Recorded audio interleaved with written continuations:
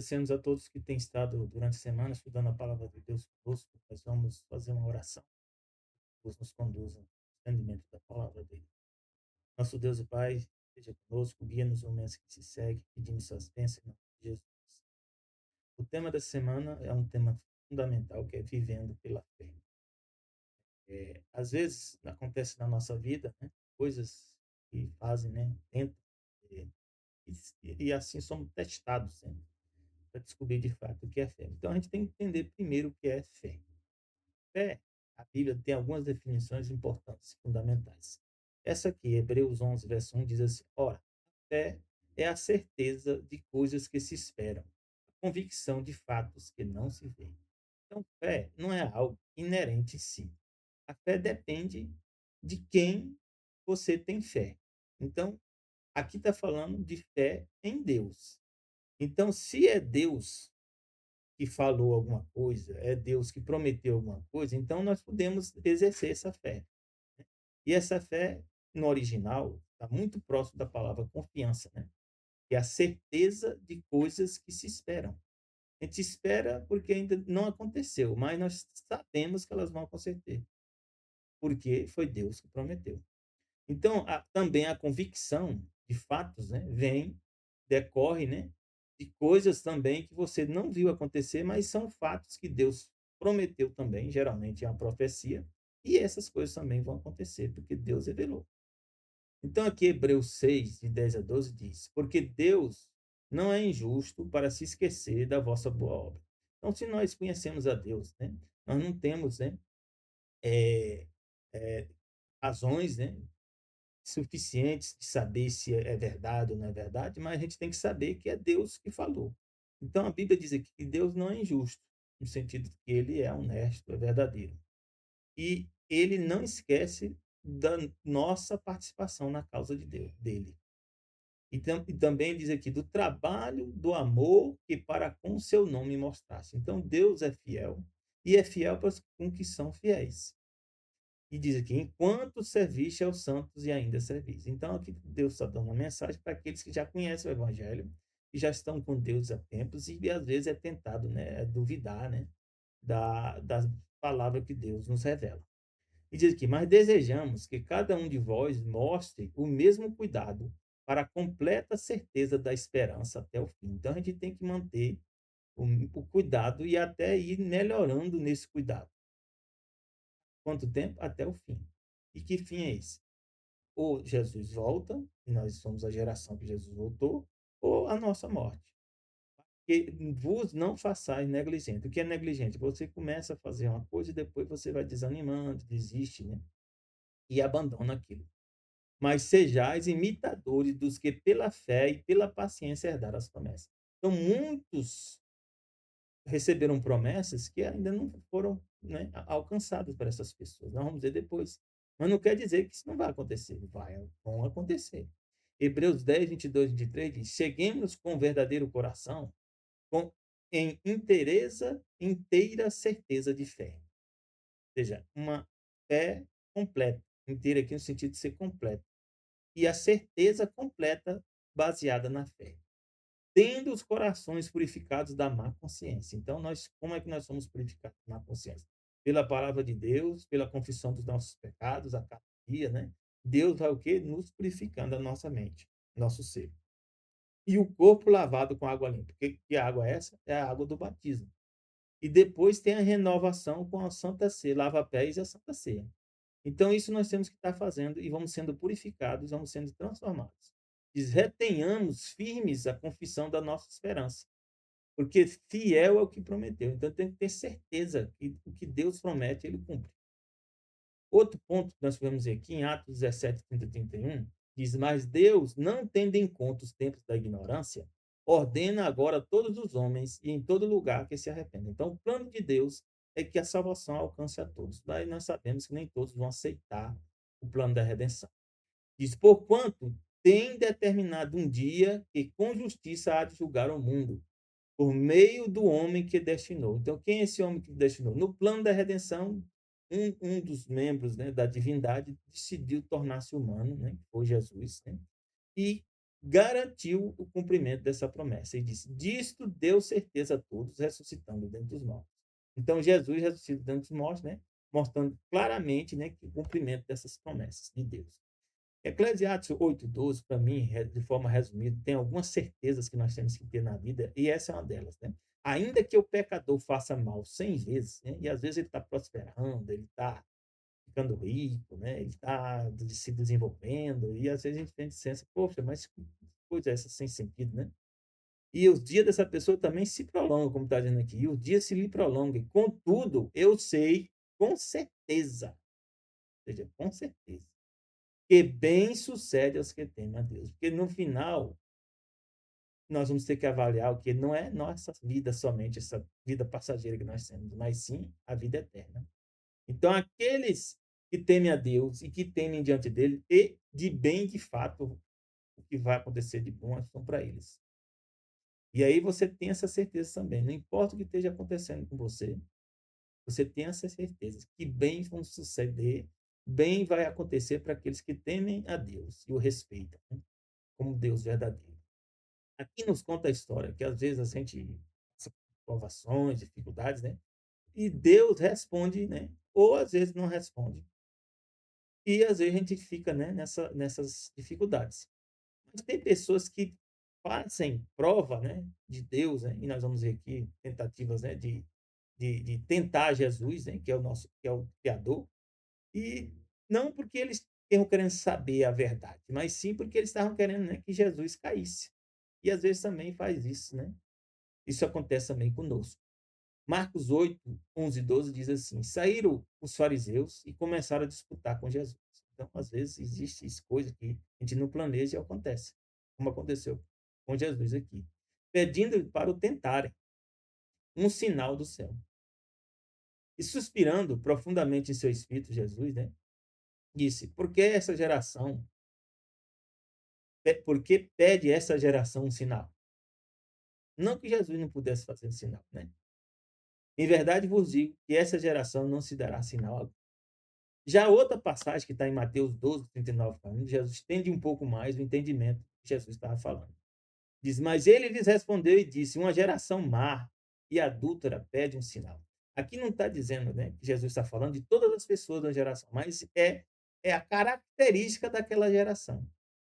Ser o quê? Má e adulta. Dentro dessa geração tem pessoas que aceitaram o evangelho? Tem.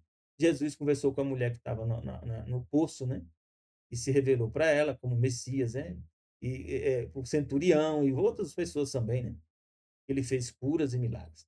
Mas a geração como um todo, né? O contexto, a característica daquela geração era o quê? Uma geração má e adulta, que pede um sinal, porém não se lhe dará sinal. Então Deus, Jesus falou, não vou dar sinal para essas pessoas, não. E não o sinal do profeta Jonas. Que sinal é esse? Pois como Jonas teve 3 dias e 3 noites no ventre da baleia, né, e na verdade, no original, essa palavra não é baleia, é de um animal. Né? Não, a Bíblia não cita que animal é esse, é um grande peixe. Né? Não é baleia, aqui foi traduzido baleia, mas no original não está escrita a palavra baleia. Assim estará o Filho do Homem 3 dias e 3 noites no coração da terra. Mas para mim o mais importante disso aqui é que a Bíblia está dizendo, e Jesus está revelando, que ele ficou 3 dias e 3 noites no coração da terra. Existe, né, um ensinamento, né, que Jesus morreu na sexta-feira e ressuscitou no sábado. Se isso é verdade, não foi 3 dias. Se Jesus ressuscitasse, né, no sábado, e Jesus ressuscita no pôr do sol do sábado, ele teria que ter morrido quarta-feira, de quarta para quinta, para dar 3 dias, né? Quarta, quinta, um dia, quinta para sexta, 2 dias, sexta passado, 3 dias. E alguns ainda, né, falam, né, que Jesus ressuscitou no domingo, né? E biblicamente, né, Jesus não ressuscita no domingo. Que Jesus morreu provavelmente, né? Não é provavelmente, né? Ele morreu às 15 horas, 3 da tarde. Para completar esses 3 dias e 3 noites, tem que ser 15 horas, 15 da tarde do sábado. Então Jesus ressuscita no pôr do sol do sábado, né? E alguns sem entendimentos, né? Eu até tratei sobre isso aí, nesse assunto, né? De forma mais detalhada, né? Mas é só explicar aqui que o que Jesus falou é a verdade, não é o que a gente acha. Se ele falou que seria 3 dias e 3 noites, esse é o sinal. E ele ainda disse que é um sinal, esse seria um sinal. Então ele diz também que os ninivitas ressurgirão no juízo com essa geração e a condenarão, porque se arrependeram com a pregação de Jonas. E eis que está aqui quem é maior do que Jonas. Então Jesus não falou em nenhum momento de linguagem figurada, nem parábola. Ele falou um fato real que ia acontecer. 1 Coríntios 14, 22 diz assim: de sorte que as línguas são um sinal não para os fiéis. Então, as línguas, né, as pessoas falar em língua, né, como Paulo falava em várias línguas, que hoje as pessoas estão deturpando falar em línguas, né, línguas que ninguém conhece, não é essas línguas. Paulo fala que são línguas que as pessoas entendiam, né? Como os discípulos falaram para as pessoas, né, quando houve, né, o Espírito Santo desceu no Pentecostes, eram línguas reconhecidas pelos povos das nações, que não era falada pelos judeus. E quando eles falavam, as pessoas entendiam na sua própria língua. Então, são línguas entendíveis. E esses sinais aí das línguas são o quê? São um sinal para os não fiéis, para aqueles que não conhecem a Deus. Mas para os que conhecem a Deus, qual é o sinal? A dizer, a profecia não é um sinal para os infiéis, porque os infiéis não passam tempo estudando profecia, né? Eles não estão preocupados com as profecias. Deveria estar preocupado somos nós, estudando a palavra de Deus, nos aprofundando, né, nas profecias. Então, para nós, os fiéis, o sinal é as profecias. A profecia nos revela o futuro. Então, Gênesis, vou dar um exemplo aqui, Gênesis 9:13 diz: meu arco tem o poço nas nuvens. Deus colocou um arco. Antes do dilúvio, não existia esse arco. Antes do dilúvio, não existia essa chuva, né, que hoje nós temos, né, de forma recorrente. Precisava de chuva. Depois do dilúvio, é que começou a surgir a chuva, como acontece hoje. E Deus coloca o arco nas nuvens, e este será por sinal da aliança entre mim e a terra. Então, continua Deus colocando sinais para mim e para você. E toda vez que chove, geralmente tem um arco, né? E não seria arco, né? É arco da aliança de Deus. Né? Outro sinal que Deus nos dá, né? Alguns pedem sinais, né? Mas já Deus já deu vários sinais. Ezequiel 20, 19, 20, Deus diz: eu sou o Senhor vosso Deus. Andai nos meus estatutos, guardai os meus juízos e executai. Então, estatuto, né, são o quê? Regulamentos. Juízo, né, são julgamentos. E ainda tem o quê? As leis de Deus. E Deus disse que nós devemos o quê? Executar, ou seja, obedecer. E Deus fala aqui: santificai os meus sábados, ou seja, separe os meus sábados. Eles têm que ser separados com um propósito que Deus já definiu qual é o dia do sábado. É para adorar Ele em espírito e verdade. É para o povo dele se reunir nesse dia. E servirão de sinal entre mim e vós. Então, o sábado também é um sinal entre nós e Deus, Deus e nós. Para que saibais que eu sou Yahvé. Aqui no original a palavra Senhor, o quê? Yahvé. Eu sou Yahvé, o vosso Deus. E aí a gente pode lembrar que assim como Deus tem um sinal, que é o sábado, tem outro sinal desse aqui, como o arco da aliança, Deus coloca também, diz que no futuro, Apocalipse 14, 9 e 10, vai ter um povo que vai receber também um sinal. E diz, seguir um terceiro anjo, dizendo com grande voz, se alguém adorar a besta, e a besta, né, se você for investigar, de forma mais profunda, representa o poder papal. A besta, né, que sobe do mar, de Apocalipse 13, né, de 1 a 3. É o poder papal. E diz que essa besta, né, vai impor, né, um decreto. E esse decreto vai ser imposto, né? E diz aqui: se alguém adorar a besta e a sua imagem e receber o sinal na sua testa ou na sua mão, então vai ser um sinal que representa o poder papal. Nós bem sabemos que uma das coisas que distingue o poder papal da Bíblia e do cristianismo é a guarda do domingo. Eles estabeleceram isso desde o quê? Desde o ano 7 de março de 321, que Constantino, imperador romano, estabeleceu que a guarda do domingo, em detrimento da guarda do sábado. Então, Deus falou que o sábado é o sinal dele para com o povo. E já foi estabelecido, né, pelo imperador, né, Império Romano, né, estabeleceu o que seria o domingo. E a Igreja Católica, né, que surgiu próximo do ano 538, né, continuou seguindo esse ensinamento. Então, tem dois sinais. Um é o guarda do sábado e outro é a guarda do domingo.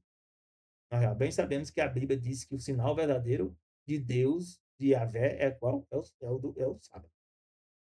E diz aqui que algumas pessoas, uma multidão de pessoas, né? Algumas pessoas não vão aceitar esse sinal, vão continuar guardando o sábado, e outros, em grupo, sua maioria vai guardar que dia de domingo. E diz também, só que Deus fala, ó, se você aceitar o sinal do domingo, você vai beber do vinho da ira de Deus. Deus não vai, já está avisando que ele não vai tolerar isso. Porque se deitou não misturado no cálice da sua ira. E a pessoa será atormentada com fogo e enxofre. Esse fogo e enxofre aqui é a segunda morte. Tá lá em Apocalipse 20, capítulo 20, você vai ver escrito, né, que o fogo e enxofre é a segunda morte, né, que Deus fala, né? E nós podemos ver aqui justamente aqui essa passagem, né? Deixa eu ver aqui, tá vendo? Vamos ver? Então, Apocalipse 20, ó, verso 10 diz que e o diabo, que é Satanás, que os enganava, foi lançado no lago de fogo e enxofre, onde estão, né, a besta, o falso profeta, tá vendo? Todos aqui vão ser lançados no lago de fogo e enxofre. De dia e de noite serão atormentados para todo sempre. E o que é o lago, né, de fogo e enxofre? Aqui fala, Apocalipse 20, 14. A morte e o inferno foram lançados no lago de fogo. Esta é a segunda morte. Na Bíblia já explicado, né, o que é essa aqui é o fogo e enxofre. Então, essas pessoas vão morrer o quê? A morte eterna. Junto com quem? Com Satanás. Então, só tem dois caminhos, né? Só tem dois caminhos que nós temos que seguir. Um caminho natural é não seguir a Deus, né? Porque desde o pecado, todos nós desobedecemos a Deus. O outro caminho é escolher seguir a Deus. E aí Deus já promete para mim e para você as bênçãos, né? Então, Jesus, mesmo, né, com nossas dificuldades, problemas que nós passamos, Deus vê quem somos nós, sabe quem somos nós. Marcos 4, 37, 40 diz assim: Jesus levantou-se em grande temporal de vento e subiam as ondas por cima do barco, de maneira que já se enchia. Interessante, né?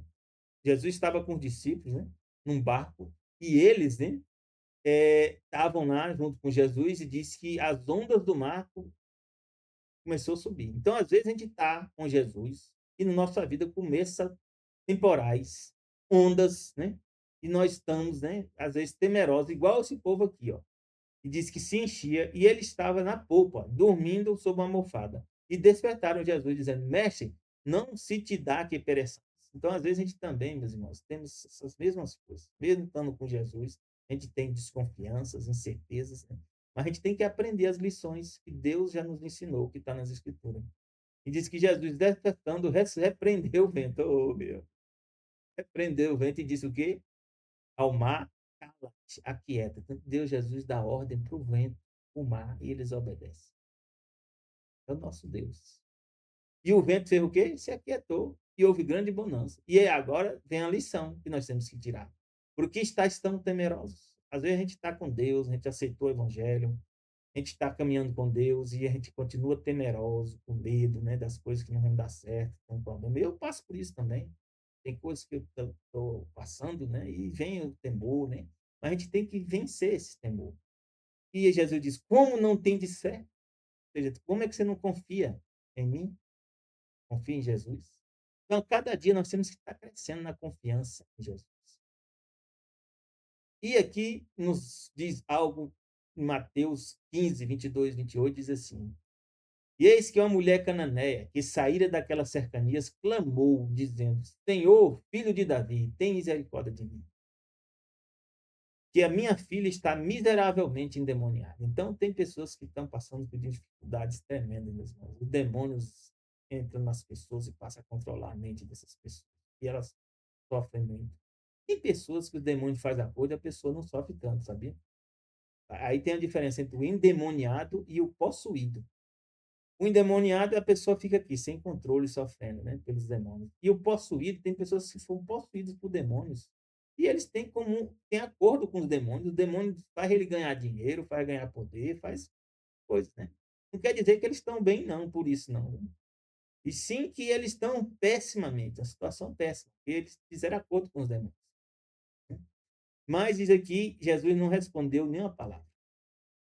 E os discípulos chegando a ele rogaram, dizendo: despede-a, que vem gritando atrás de nós. Às vezes a gente pensa, né, que Deus está aqui para atender só a mim ou alguns poucos, né? Não. Deus está para atender todos aqueles que clamam a Ele. Não importa a origem étnica, nem a raça, né, como as pessoas falam raça, né? Na verdade, só existe a raça humana. E diz: e os seus discípulos chegando a ele rogaram, dizendo: despede-a, a que vem gritando atrás de nós. Então, às vezes, a gente tem que, meus irmãos, não podemos desistir, porque Jesus não responde no início, porque o irmão ou a irmã diz que para você abandonar aquilo, né, desistir, pede para você desanimar. Pode acontecer. A gente tem que continuar com Jesus. E ele respondendo disse: eu não fui enviado senão as ovelhas perdidas da casa de Israel. Mas quem é a casa de Israel? A Bíblia nós sabemos hoje, né? E lá em Gálatas fala que todos aqueles que aceitam Jesus fazem parte de Israel. Essa mulher também, aceitando Jesus, fazia parte do povo de Israel. Ela também fazia parte do povo de Israel. Então chegou ela e adorou, né? Ó, Jesus sendo adorado aqui, dizendo: Senhor, socorre-me. Então a gente tem que clamar a Deus, clamar a Jesus, mesmo que aparentemente a gente não está sendo ouvido. E ele, porém, respondendo, diz: não é bom pegar no pão dos filhos e deitá-lo aos cachorros. Mas Jesus deixou aqui, ó, nessa resposta, Jesus deixou já a porta aberta para essa mulher. E ela disse: sim, Senhor, mas também os cachorrinhos comem das migalhas que caem da mesa dos seus senhores. Que bênção, né? A gente aprender com essas histórias são fundamentais. E Jesus respondeu e disse: ó, mulher, grande é a tua fé, ou seja, a tua confiança. E eu vou resolver os problemas. Então nós temos que alcançar essa condição para com Jesus. Seja isso feito para contigo como tu desejas. E desde aquela hora, a sua filha ficou sã. Oh, Deus. Tem orações, meus irmãos. Tem coisas que Deus só vai atender se você orar. E geralmente são as coisas mais importantes.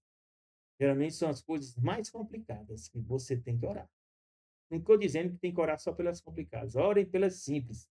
Porque com as simples você vai aprendendo a confiar em Deus também. E quando chegar às complicadas, você vai continuar confiando nele. Gálatas 3, verso 1, aqui, ó, 3:11 diz: é evidente que pela lei ninguém será justificado diante de Deus. Porque o justo viverá pelo quê? Então é pela fé, pela confiança em Deus que nós alcançamos a promessa. E temos que entender que fé não é sentimento. Mateus 17:20 diz assim: e Jesus lhe disse: por causa de vossa incredulidade, porque em verdade vos digo que se tiverdes fé como um grão de mostarda, o grão de mostarda é realmente pequeno, direis a esse monte: passa daqui para acolá, e há de passar, e nada vos será impossível.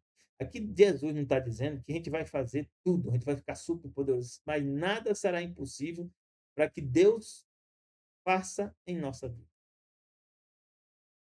Mesmo morto, Jesus nos ressuscita. Mesmo com maiores dificuldades do mundo, Deus está conosco. Então, se nós confiarmos em Deus, como ele falou, com a fé mais pequena que for, nada vai ser impossível. Porque ele tem alguma coisa impossível para Deus? Não tem. Romanos 12:3 diz que nós temos que buscar cada dia mais melhorar e amadurecer na nossa fé. Porque pela graça que me é dada, digo a cada um dentre vós que não pense de si mesmo além do que convém. A gente não deve estar pensando de nós mesmos, mas além do que convém. Confiando em nós mesmos, né? Com presunção, né? Ou exaltação própria. Antes, pense com moderação, conforme a medida da fé que Deus repartiu para cada um. Então, Deus dá uma fé de acordo com a busca. A medida da fé com que Deus reparte a cada um é de acordo com a busca. Quanto mais nós clamarmos, mais nós vamos alcançar. E eu rogo para que nós façamos isso. Efésios 2:8-10 diz: porque pela graça sois salvos, por meio da fé. Isso não vem de vós, é um dom de Deus. Então é algo que Deus nos dá. Não vem das obras. As obras servem só o quê? Para mostrar que caminho nós estamos seguindo. a gente conhece a verdade do evangelho e desobedece a verdade, então já está sabendo que nós estamos no caminho errado. Então, as obras assim também não vai me salvar, nem salvar você. Quem salva é Deus. Mas as obras mostram o caminho que nós estamos trilhando. Para que ninguém se glorie, porque somos feituras suas, ó, criados em Cristo Jesus para as boas obras. Então, o propósito de Deus, para mim e para você, é nós praticarmos as boas obras, as quais Deus preparou para que andássemos nelas. Que bênção, né? João 1, 11, 12 diz: Jesus veio para o que era seu. Ou seja, tudo pertence a Deus, tudo pertence a Jesus. E os seus não receberam. O povo de Israel, principalmente, muitos deles não receberam, mas teve gente de Israel que recebeu. Então, tal que os discípulos eram judeus, né? Ou eram de Israel, né? Mas todos os quantos o receberam, isso no passado e hoje também no presente, todos quantos receberem Jesus, Jesus dá o poder de nós sermos feitos filhos de Deus. E aí nosso nome passa a fazer parte do livro da vida. E quem são esses? Aos que creem no seu nome. Então, você está convidado a fazer parte desse grupo, se você não faz ainda. Receba Jesus, creia no nome dele e aceite ele como Senhor e Salvador. E ele vai te dar o poder para você ser filho dele. E um livro aqui, Primeiros Escritos de Ellen White, é muito bom esse livro, recomendo ler, eu já li. Diz: muitos não exercem aquela fé que tem o privilégio e o dever de exercer. Que fé é essa? Esperando muitas vezes experimentar aquela sensação que unicamente a fé pode trazer. Então, eles querem uma sensação. Só que sentimento não é fé.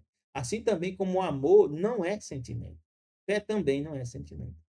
Fé é uma decisão que você toma de confiar em Deus, mesmo sem ver. E amor também é uma escolha que você faz, mesmo, né, sem ter certeza. Cabe a nós exercitar a fé, mas aquele sentimento de alegria e bênçãos, Deus é quem os dá.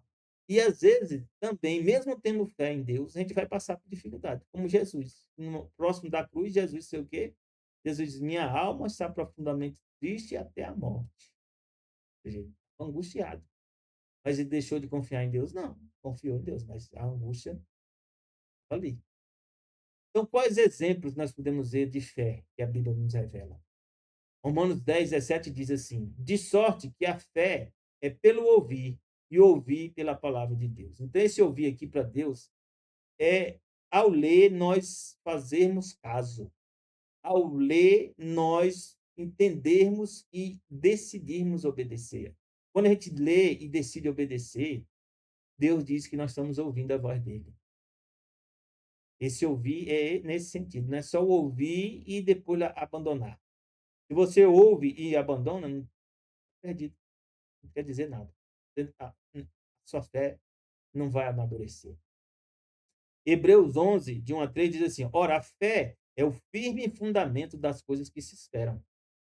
É a prova das coisas que não se veem. Porque por ela, os antigos, o que aconteceu com os antigos alcançaram o testemunho. Então, eles passaram a ter experiências na vida deles em que fizeram que eles amadurecessem na fé. Pela fé, entendemos que os mundos, pela palavra de Deus, foram criados. Porque ninguém estava lá, nem nenhum ser humano, né, esteve lá. Então, existem teorias, né, da criação, dizendo que foi Big Bang, que foi uma explosão, outros que foi um processo aleatório, né, natural. Não, a Bíblia diz que foi Deus que criou. E criou o quê? Todos os mundos. Isso requer o quê? Fé, confiança que isso aqui é verdade e que Deus não mente. De maneira que aquilo que se vê não foi feito do que é aparente, ou seja, do que se vê. Quer dizer, as coisas não existiam e passaram a existir. E aí você vê lá em Gênesis falando justamente isso. Hebreus 11, 7 diz também, ó, que pela fé Noé, divinamente avisado das coisas que ainda não se viam, quer dizer, Noé também teve que exercer fé? Teve. Temeu, ou seja, respeitou, entendeu que Deus não mente, e para a salvação da sua família preparou a arca pela qual condenou o mundo. Então, quem é a família de Noé? Todos nós. Todo ser humano que existe na face da terra é descendente de Noé, descendente dos 3 filhos dele, Sem, Cã e Jafé, e das mulheres que eram esposas deles. Quem é essa família? Nós.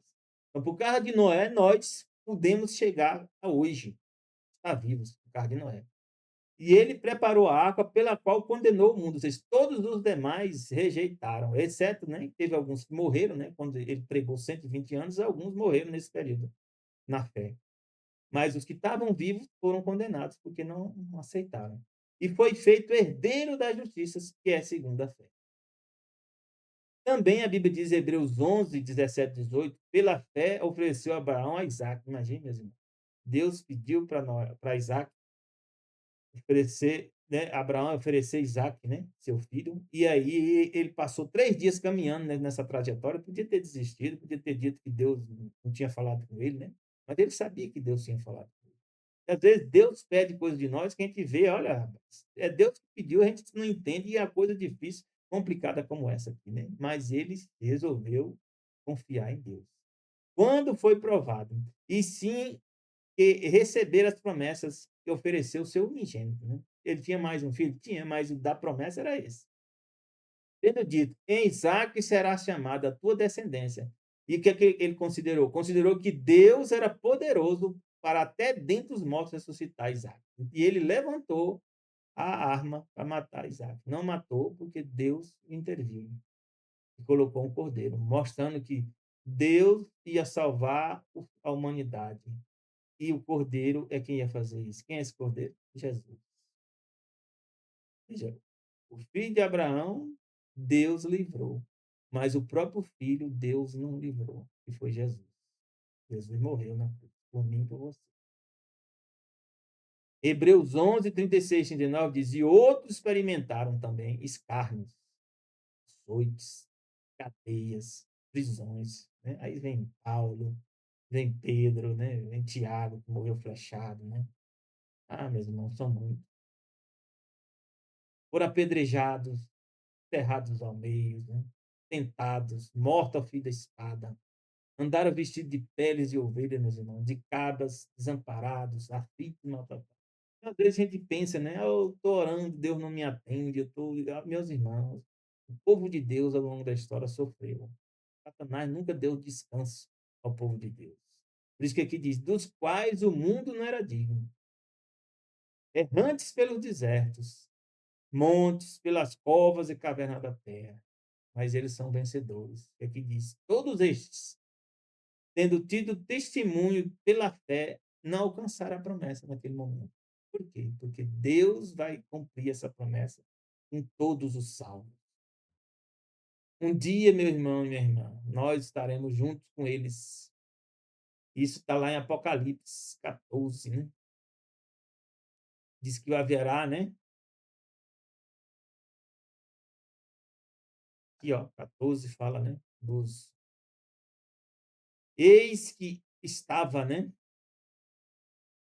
Estava o cordeiro sobre o monte Sião, e com ele 144.000, que em suas testas tinha escrito o nome de seu pai.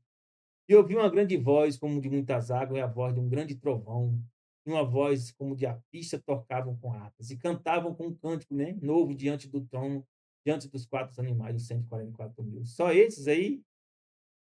Não. A Bíblia diz que tem mais pessoas, né? Nós vemos aqui, Apocalipse 7, que terá uma grande multidão, né? E terão o que também, né? Representantes de todos os povos, né? Aqui, ó, diz, ó, quem são estes, né? Estão vestidos de vestes brancas, né? Aqui, ó, no Apocalipse 7:14. São aqueles que vieram da grande tribulação. Lavaram suas vestes e as branquearam no sangue do Cordeiro. Então, esses aí, todos os salvos, vão estar um dia unidos. É por isso que diz que não alcançaram a promessa, porque Deus vai concluir essa promessa com todos os salvos na eternidade. Nós estaremos todos unidos, todos juntos. Imagina, Deus está te convidando a fazer parte desse grupo. E nós temos que ter, meus irmãos, como Apocalipse 12, fazer parte desse grupo remanescente, que nós já somos o povo do tempo do fim. E Deus fala que esse povo tem uma característica. E ele fala que o povo de Deus tem o quê? Paciência. Aqui está a paciência. no original, hupomone. Paciência pode ser, hupomone significa firmeza, constância e perseverança. Algumas versões falam perseverança, outros lugares falam paciência. Eu prefiro a palavra paciência, porque o povo de Deus vai passar por muitas dificuldades, o povo do tempo do fim. E Deus diz: aqui está a paciência dos santos. Quem são esses? São os que guardam o mandamento de Deus e a fé de Jesus. No original, aqui é a Almeida Corrigida Fiel. A versão mais correta, aqui na Almeida Revista Corrigida, diz: aqui está a paciência do santo. Aqui estão os que guardam os mandamentos de Deus e a fé em Jesus. No original, o mais correto é a fé em Jesus. Ou seja, guardam a fé em Jesus até o fim. Não importa o que aconteça. Mateus 26, 36, 39 diz: então Jesus chegou com eles em um lugar chamado Getsêmani e disse aos seus discípulos: assentai-vos aqui, enquanto vou além orar. E levou consigo Pedro e os dois filhos de Zebedeu, que eram Tiago e João. Jesus tinha uma ligação mais forte com esses três. E Jesus começou o quê? Entristecer-se e angustiar-se. Então Jesus confiava em Deus, Deus o Pai, ele era Deus, né? Mas ser humano continuou confiando em Deus. Né? Não quer dizer que não se angustia. Então disse: a minha alma está cheia de tristeza até a morte. Aí, meus irmãos. Jesus perdeu a fé aqui? Não. Ele continuou tendo fé em Deus. Ficai aqui e velai comigo. E indo um pouco mais adiante, prostou-se sobre seu rosto, chorando, dizendo: meu pai, se é possível, faça de mim este caso. Então Jesus fez o pedido dele. E é o que nós temos que fazer. Mas não quer dizer que sempre, nem toda vez vai ser atendido, não. Não quer dizer também que Deus se abandonou por isso, não, meu irmão, ou minha irmã. E sim que o propósito de Deus para mim e para você é a salvação. E aqui o propósito de Deus é que Jesus iria salvar a raça humana. E ele diz: todavia não seja como eu quero, mas como tu queres. E de fato Jesus morre. Deus, o Pai, não interveio aqui. Jesus não morreu. E aí nós podemos entender, meus irmãos, o que é o mais importante? É nós estarmos com Deus. Apocalipse 22, 10 a 14 diz: não celes as palavras das palavras da profecia deste livro, porque próximo está o tempo. Desde aquela época Deus está falando que estava próximo. Imagine agora. Né? Quem é injusto, faça injustiça ainda. Mesmo. Tem pessoas que vão continuar, mesmo conhecendo o evangelho, vão continuar fazendo injustiça. Quem está sujo, sujo. Tem pessoas que, mesmo conhecendo o evangelho, conhecendo a Deus, vai continuar se sujando. E aqui, essa sujeira aqui não é sujeira de roupa, né? É espiritual. É sujo em relação a Deus. A sujeira aqui é o pecado. Quem é justo, faça justiça ainda. Então, aqueles que conhecem a Deus e aceitam Jesus como seu Salvador vão continuar sendo o quê? Cada vez mais justos. Vão aprendendo cada vez mais a obedecer a Deus. E quem é santo, seja santificado ainda. Ou seja, cada vez mais nós vamos fazendo a vontade de Deus. E vai ser assim. Então, terão dois grupos. E diz: eis que cedo venho, e o meu galardão está comigo para dar a cada um segundo a sua obra. Então, no final, as nossas escolhas vão formar as obras que vão mostrar que caminho nós estamos seguindo. E ele diz: eu sou o alfa e o ômega. Esse alfa aqui é a primeira letra do alfabeto grego, e o ômega a última. Ele diz: eu sou o princípio e o fim de quê? De todas as coisas. Eu sou o primeiro e o último de quê? De tudo. Amém? Bem-aventurado aqueles que lavam as vestiduras. A vestidura aqui é o caráter. Lava o seu caráter no sangue do Cordeiro. Então, com a única maneira que nós temos de ser lavados, nosso caráter, pelo sangue de Jesus. Né? Ele morreu por mim e para você para isso. Para que tenham direito à árvore da vida, meus irmãos, e possam entrar na cidade celestial pelas portas. Deus está te convidando. Eu já aceitei o convite e eu vou continuar até o fim. Com Jesus. Aconteça o que acontecer. Venha acontecer. No livro Ciência para o Bom Viver diz assim: coisa alguma é aparentemente mais desamparada e, na realidade, mais invencível. A gente pode estar desamparado, né? Como lá, peles de ovelha, sendo cerrado ao meio, sendo perseguido nas covas, nos desertos. E, por mundo, a gente está o quê? Desamparado. Deus abandonou a gente. Mas, na realidade, nós somos o quê? Mais invencível do que a alma que sente não ser nada. Quando a gente reconhece quem nós somos e quem é Deus, mas e confiamos inteiramente no mérito de Jesus, nós somos o quê? Invencíveis. Satanás não vence.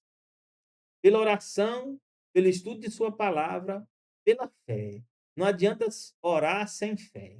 Não adianta orar sem estudar a palavra de Deus. Não adianta estudar a palavra de Deus sem orar. Não adianta estudar a palavra de Deus sem confiar. Não adianta, né, confiar, dizer que confia, porque não confia. Você confia, você vai orar. Se você confia, você vai estudar a palavra de Deus. São coisas que andam unidas. E em sua constante presença, a gente tem que fazer isso aí. A mais fraca das criaturas humanas pode viver em contato com o Cristo vivo. E ele assegurará com a mão que nunca soltará, meu irmão. E aí? Que Deus te dê essa certeza também na tua vida. E diz aqui, desejar a todas as nações, sua fé devia ser fortalecida por fervorosa oração e jejum, humilhando o coração. Tinham que se esvaziar de si mesmo e encher-se com o Espírito e o poder de Deus. Que jejum é isso aqui? O jejum verdadeiro, sabe o quê? Para Deus é você abster dos alimentos carnes. Essa é a mensagem que Deus revelou para nós no tempo do fim. No livro Temperança, nós temos que deixar o regime carne e passar a viver o regime ovo-lacto vegetariano. Porque na crise final haverão grandes tentações e se nós continuamos comendo carne, a tentação vai ser maior quando vier o decreto dominical. Quando vier o decreto, né, está lá Apocalipse 13, que vai impedir as pessoas de comprar e vender. Então, nós temos que fazer começar a fazer esse jejum. Para nosso bem de saúde, que ajuda a nossa saúde física, mental e espiritual, mas também para nos prepararmos para o tempo da prova final. Tinha que esvaziar de si mesmo e encher-se com o Espírito e o poder de Deus. Somente a súplica fervorosa e perseverante a Deus, feita com fé. Súplica como fervorosa, perseverante. Feita com quê? Com confiança. Uma fé que leva a pessoa a esperar com inteira confiança nele. Então, a fé e a confiança é o quê? Uma vez que você entregou na mão de Deus, espera em Deus. Consagrando-se sem reserva a sua obra. Então, faça o trabalho de Deus, independente do que esteja acontecendo na sua vida, com a dificuldade que esteja aparecendo. Vá fazendo a obra de Deus. Pode ser eficaz para trazer o auxílio do Espírito Santo na batalha contra quem? Contra os principados e as potestades, contra os dominadores desse mundo tenebroso. Então, Satanás vai lutar contra você? Vai. Mas Deus vai estar contigo. Contra as forças espirituais do mal nas regiões celestes. E no final, meu irmão, tenha certeza que quem está com Deus é vitorioso. Nós vimos lá, né? Quem teme a Deus, esse de fato é quem é o vitorioso. E aqui diz Romanos 5:1, sendo, pois, justificados pela fé, temos paz com Deus por nosso Senhor Jesus Cristo. Então, se você tem fé em Deus, você é justificado. O que é justificado? Deus se considera justo perante ele. Como? Por causa de Jesus, seu Senhor e Salvador. E aí nós temos paz com Deus. E se nós temos paz com Deus, nós enfrentamos, meus irmãos, qualquer coisa.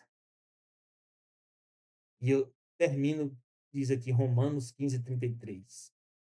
Que o Deus da paz seja com todos vós. Amém. Que Deus te abençoe, né? Te dê um bom fim de semana e esse sábado que nós já estamos aqui gravando nesse sábado. Que Deus te dê um feliz sábado. E começou quando? No pôr do sol da sexta e vai até o pôr do sol do sábado. Graça e paz de Deus para ti e teus familiares.